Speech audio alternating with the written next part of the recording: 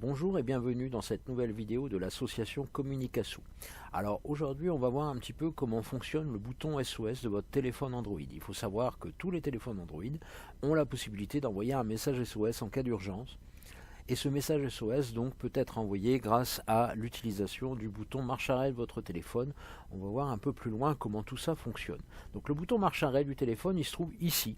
Donc c'est ce bouton là qui vous permet d'allumer et d'éteindre votre téléphone et qui va donc vous permettre de l'utiliser durant la manipulation qu'on va voir ensemble. Donc la première chose à savoir, c'est que vous devez retrouver cette manipulation dans les paramètres de votre téléphone. Alors pour y accéder, on procède comme ça. Donc vous allez chercher dans paramètres les données et là vous voyez que vous avez une petite loupe qui vous permet de lancer une recherche. Donc vous appuyez sur la loupe et vous avez donc la possibilité de lancer une recherche sur un élément de votre téléphone. Là on va juste taper SOS et vous voyez qu'il me propose envoyer des messages SOS. J'appuie dessus et je réappuie sur envoyer des messages SOS. Vous voyez que là pour le coup moi c'est déjà activé.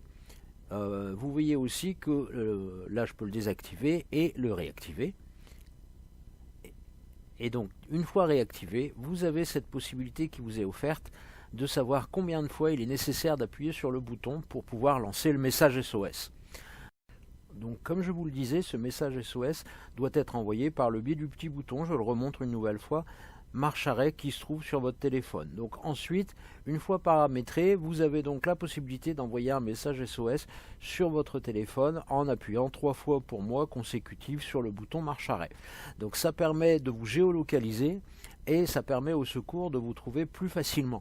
Donc les numéros qui sont préenregistrés peuvent être différents, ça dépend de ce que vous voulez mettre, mais le numéro principal à retenir, dans le cas présent, c'est le numéro des urgences internationales qui se trouve être le 112.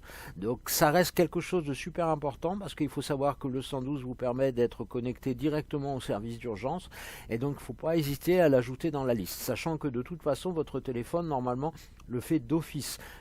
Bien que tout dépend des téléphones, donc prenez quand même la précaution de vérifier cette possibilité et donc de regarder si effectivement votre téléphone est bien, a bien dans sa liste le numéro 112 qui se trouve être le numéro des urgences internationales. Donc pour le coup, là je vais vous expliquer différentes petites choses. Vous voyez que là on a la liste des personnes à contacter en cas de problème. Vous pouvez ajouter qui vous voulez, hein. Il suffit de faire plus pour pouvoir ajouter quelqu'un. Vous voyez aussi que j'ai mis là le numéro des urgences internationales avec 10 chiffres puisque mon téléphone n'accepte pas les numéros qui n'ont pas 10 chiffres. Donc pour le coup, ce n'est pas le cas de tous les téléphones, mais c'est le cas du mien. Donc là, si je reviens sur la page principale, vous voyez que c'est activé, c'est prêt, il n'y a plus qu'à utiliser. Et donc ça permet là d'activer ou de désactiver. Ce bouton-là permet d'activer ou de désactiver la fonction. Je vous conseille donc de vérifier si cette fonction est disponible sur votre téléphone, elle l'est de toute façon, et de la mettre en place. Je vous rappelle qu'après, il suffit d'appuyer sur ce bouton, le bouton marche arrêt, 3 à 5 fois, tout dépend comment vous l'avez paramétré, consécutive, pour lancer un message qui vous permettra d'envoyer un message d'urgence géolocalisé. C'est surtout ça qui est intéressant dans cette manipulation, c'est-à-dire qu'on saura exactement où vous vous trouvez au moment de l'envoi du message.